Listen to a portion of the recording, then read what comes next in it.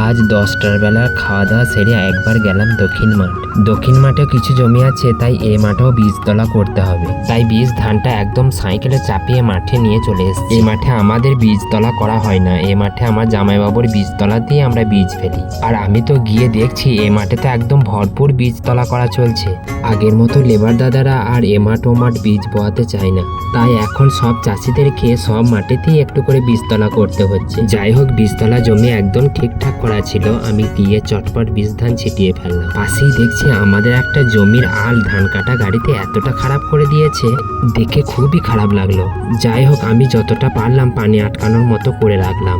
খরার সময় এ মাঠের জমি আমরা চাষ করতে আসি না, জমি ভাগে দেওয়া থাকে। শুধু বর্ষার সময় এ মাঠে চাষ করতে আসতে হয়। এবছরও এসে দেখছি এ পাড়ার রাস্তার কোনো পরিবর্তন নেই গো।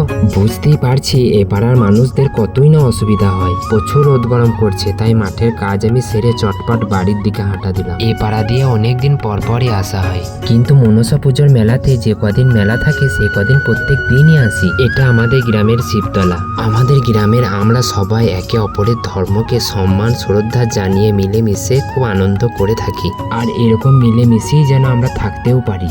যদি আমি কোনো ভুল কথা বলে থাকি নিজ গুণে আমাকে ক্ষমা করে দিবেন। এই ভিডিওটা কিন্তু 2 দিন আগের ভিডিও, কাজের চাপের জন্য আমি পোস্ট করতে পারি নাই। অন্য দিক দিয়েও আসা যেত, শুধু এ পাড়ার ভিডিও করার জন্যই আমি এদিক দিয়ে আসলাম। দেখা হচ্ছে পরের ভিডিওতে। সকলেই অনেক অনেক ভালো থাকবেন।